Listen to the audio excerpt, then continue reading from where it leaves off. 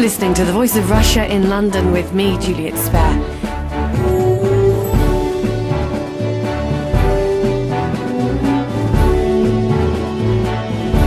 A new survey has revealed almost half of all new mothers in the UK are not being given basic advice from health officials when it comes to breastfeeding.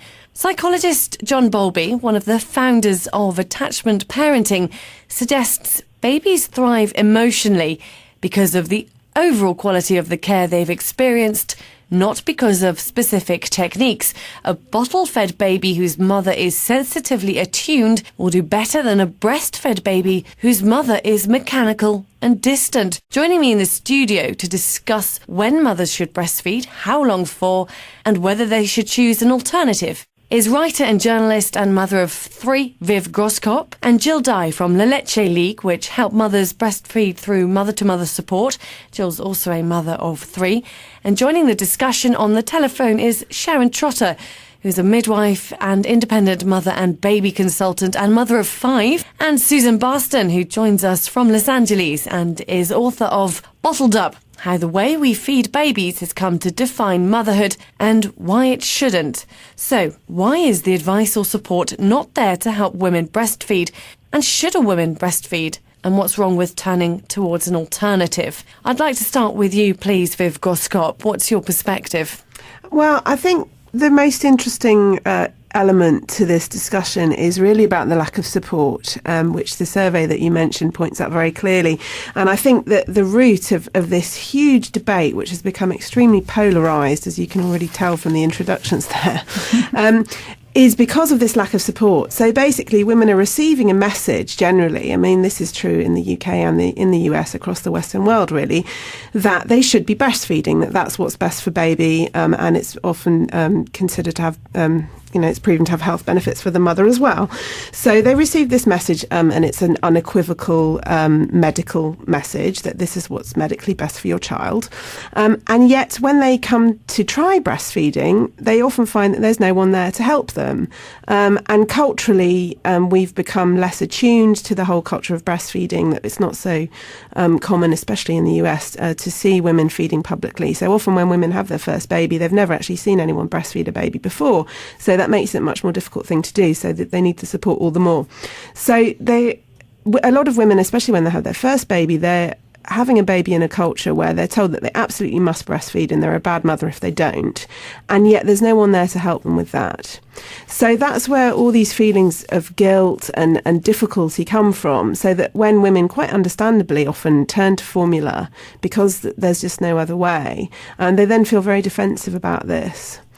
So from my point of view, I'd really like to see us have a culture where it's really acceptable to do whatever you want with your child, but where we also are realistic about the proven health benefits of breastfeeding.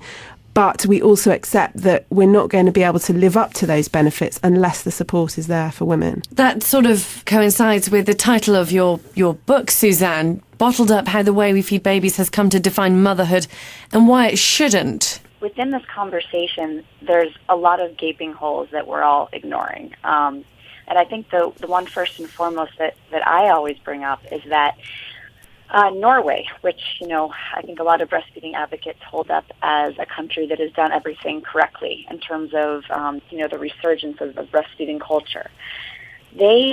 If you look at their breastfeeding rates, it's really quite interesting because according to 2008 statistics, while their initiation rates are up to 98% for initiating breastfeeding, which is fantastic, by 4 months, only 46% of those women are exclusively breastfeeding.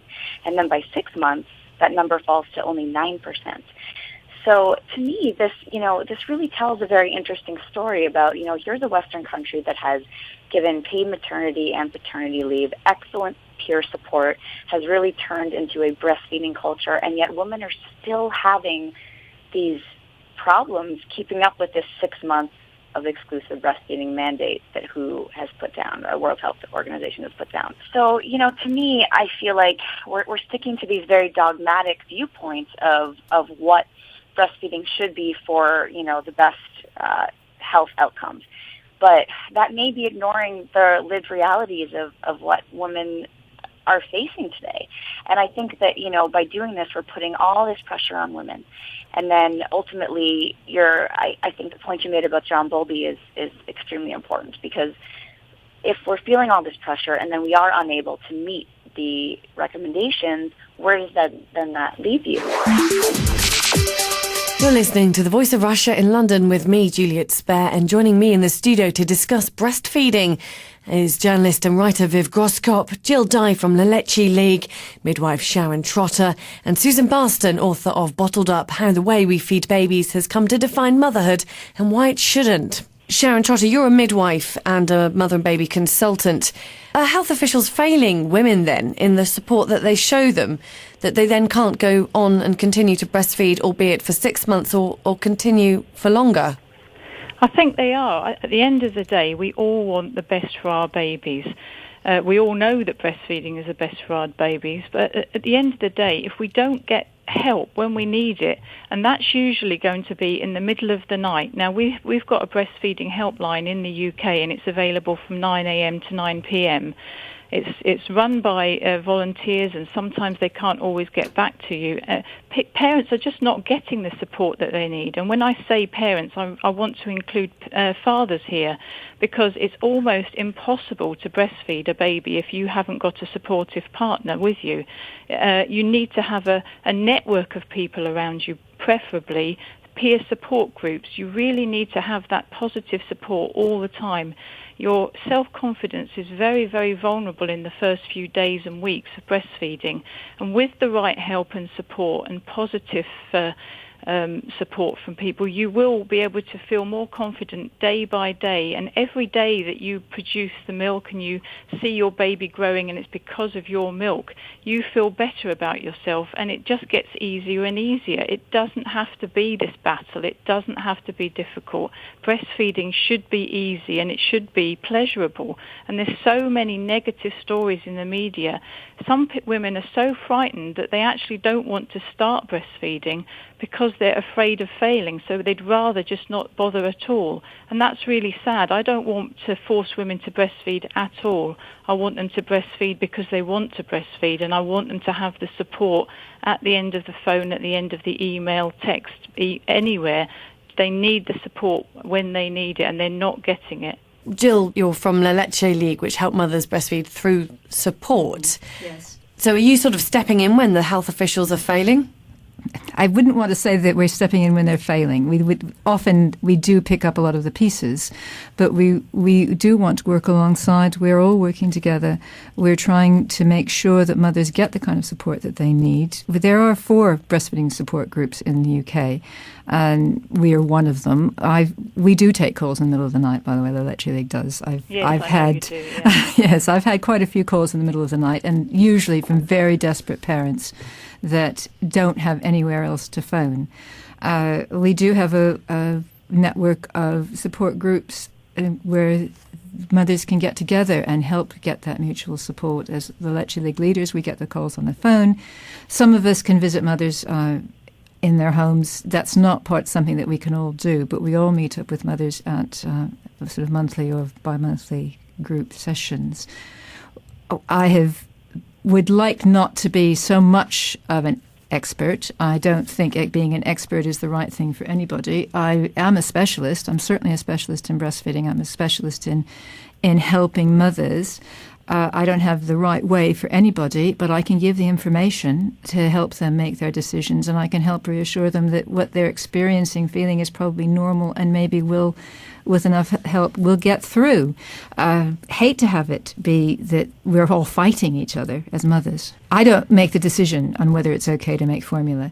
What I do know is babies have to be fed, and if for any reason that a mother is unable or doesn't want to breastfeed, then formula is a solution that will keep babies alive. It's not a poison, for some odd babies there are. We have had stories in the media about babies that have died because they've been given formula either because of allergies or because of bacteria in the formula. I don't say whether a mother should or shouldn't. I help her identify the situation and help her to make the decision as to whether she should supplement or not, and help her get back to breastfeeding, because that's the important thing. Many women believe that once they've given the bottle, that's it, they have to stop. Or even 2 or 3 weeks down the line, they think that it's too late for them to get back. I've helped women get back to breastfeeding several months after they've given up. It's not ever too late to at least get some breastfeeding back. But what about the mothers who actually find it really, really hard and they can't do it and their life is becoming intolerable and it is implicating on the rest of their relationships with their family, their friends, their partner, whether they can return to work? You know, these women are becoming, in some situations, regarded as second-class citizens. Now, Susan, that's something that you can touch on with your blog. Yeah, actually, I'd love to speak to that. Something that was said earlier about, negative stories of breastfeeding and scaring women. This is a piece of criticism I've gotten personally a lot, because one of the features of my blog is that every Friday I invite women to share the experiences they've had with infant feeding, and really it has turned into basically a series of horror stories, about struggling to breastfeed and really terrible things happening. And I do sometimes worry that this scares women off. But I also think that it's really important that we start having a freer discussion of the problems that do arise, because I think there's, a lot of miscommunication between the experts or specialists and, what women are actually experiencing. And the thing is, it's not always a physical problem that's stopping women from breastfeeding. A lot of times it is, social or emotional. And a fair amount of the women that I hear from have past sexual trauma or rape experiences, things like that, even eating disorders or OCD, situations, psychologically that make at least the beginning stages of breastfeeding very difficult. And what I always worry about is that these women are forgotten in the conversation, and it isn't necessarily a woman's responsibility to inform the lactation consultant in the hospital or the nurses or even, the peer supporters that they've been encountering what is really at the root of these problems. So when we then villainize formula and, make it so it's only appropriate in emergency situations and talk about, the very few deaths or bacterial infections that have occurred from formula, rather than giving proper education so that women are formula feeding in the correct way. Because the fact is that bacterial infections can a lot of the times be avoided by, using proper food handling, and parents are not being given this information. So I think then, ultimately what we have is a situation where women are, for personal reasons, realizing that breastfeeding is not for them. They're then being treated as if they failed. The language that we use is things like breastfeeding failure and, giving up and things like that. So then, you're already feeling like embarrassed about the fact that you're not breastfeeding, and which makes you less apt to actually ask for advice from your pediatricians or other medical professionals. So it's, then becomes the blind leading the blind, and you're, running around the internet trying to find information on how to formula feed and finding the right formula for your child.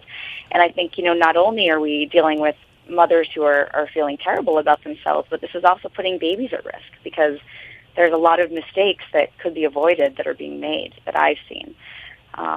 So, I think it's an important thing to discuss the problems that can arise with breastfeeding and realize that sometimes they're going to not be solvable, and that, we do need to start looking at how we can help formula feeding mothers without villainizing formula or, impeding on efforts to promote breastfeeding. I think it's entirely possible to support both formula feeding and breastfeeding, and the two do not have to be at odds with each other. So this is a mixed feeding program then? I mean, is that something that should be supported? I mean, you wrote an article, Viv, Bring on the Breastfeeding Rebellion, and you're a mother yourself.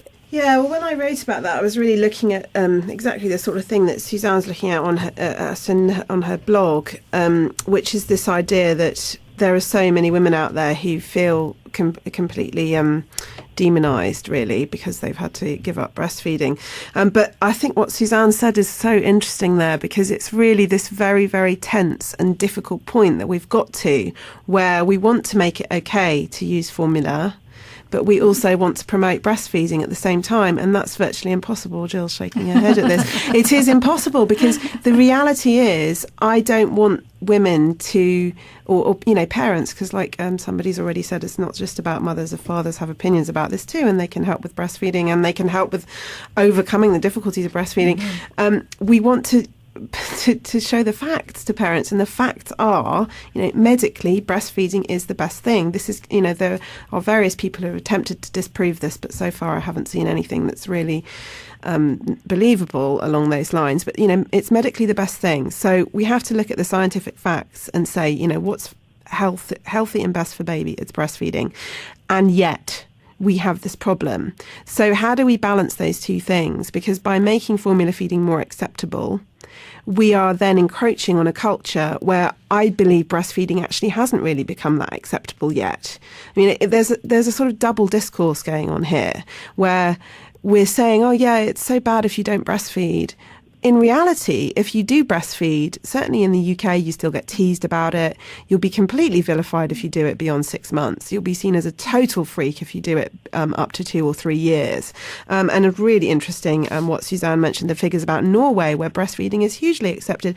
And when a child is 6 months, there's only 9% of mothers still exclusively breastfeeding. That's in Norway. So we already have this very strange culture where we're pretending that breastfeeding is really accepted and that everyone's doing it and it's just so great, and you're totally vilified if you don't do it. But in reality, that's not exactly what's going on. You're listening to The Voice of Russia in London with me, Juliet Spare. Joining me in the studio to discuss breastfeeding is journalist and writer Viv Groskop, who wrote an article entitled Let the Breastfeeding Rebellion Begin, and Jill Dye from Leche League, which help mothers breastfeed through mother-to-mother support, and midwife Sharon Trotter, who's a mother and baby consultant, and Suzanne Barston, author of Bottled Up, How the Way We Feed Babies Has Come to Define Motherhood and Why It Shouldn't. Sharon. It's really upsetting to hear this, because this is just not the truth. Breastfeeding is not really accepted as the best way to feed your baby. It should be. We shouldn't even be talking about this.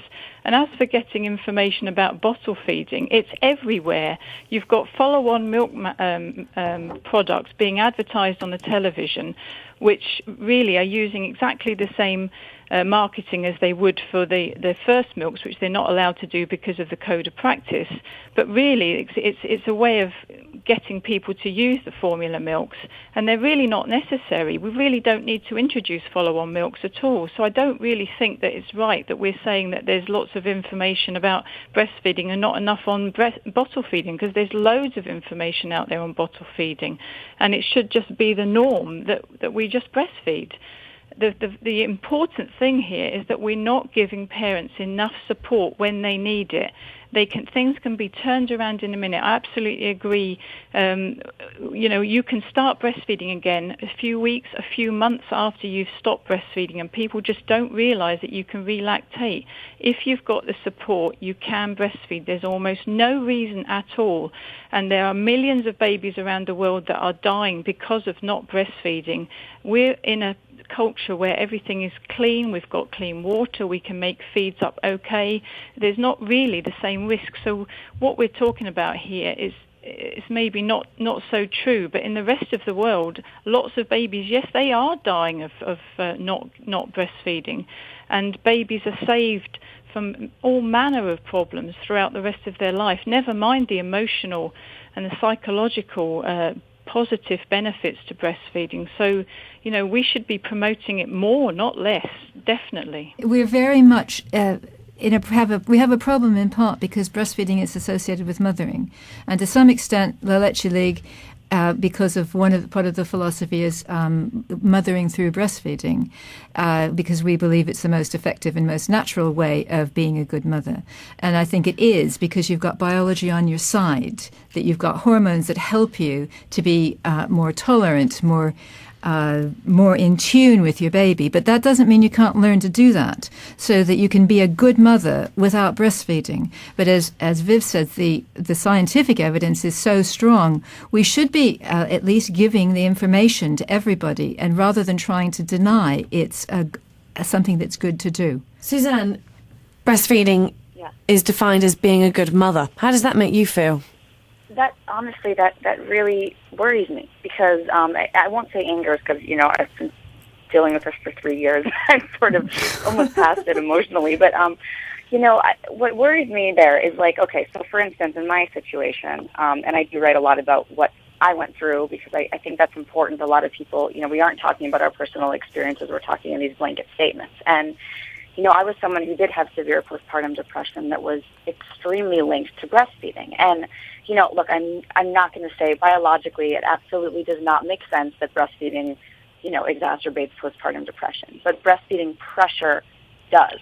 And I've seen this time and time again in the thousands of women I've talked to and interviewed. I think that, again, if you are having a positive experience and you're someone who went in wanting to breastfeed and things are working and you have proper support and you don't have any physical impediments to doing it, then yes, breastfeeding is a great way to bond with your baby.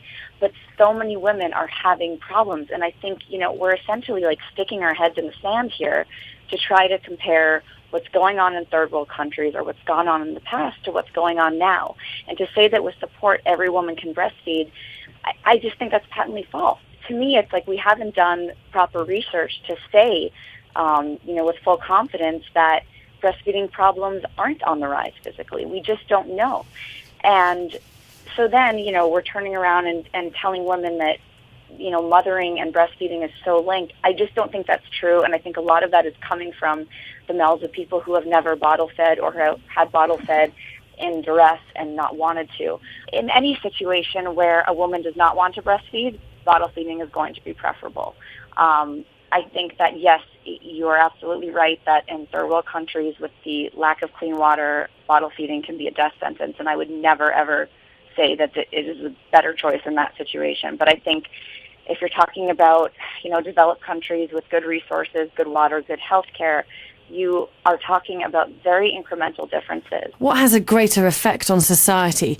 The woman who feels awful for not being able to breastfeed and has chosen to give her baby formula and then lives to regret it, or the baby who grows up having not had the 6 months attachment parenting and breastfed and has been given formula from day one. Do you want to hear again from Sharon Trotter, who's a baby and mother consultant? I get this from people all the time. They speak to me 20, 30, 40 years after not breastfeeding, and they're still feeling guilty, and they're still wishing that they were given the help that they needed and consistent advice that would really make a difference to them.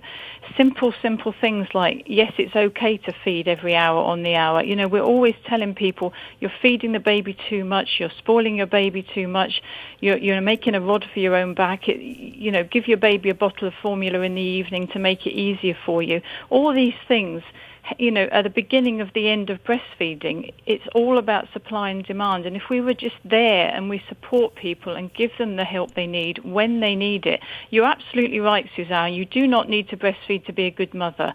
Of course, if you're in a good place and you're giving your baby all the support that they need, they're going to be absolutely fine feeding on formula, especially in this society where we can do it safely.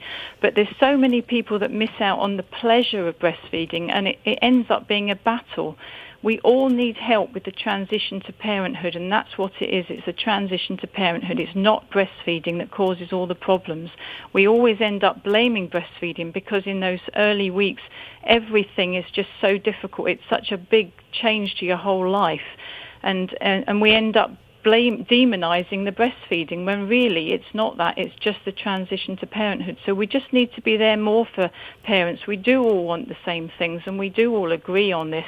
I wouldn't want to force anybody to do anything, but the long-term repercussions of this do go on for much more than just a few weeks or a few months. People regret it for a lot longer than that, and they won't get that chance again.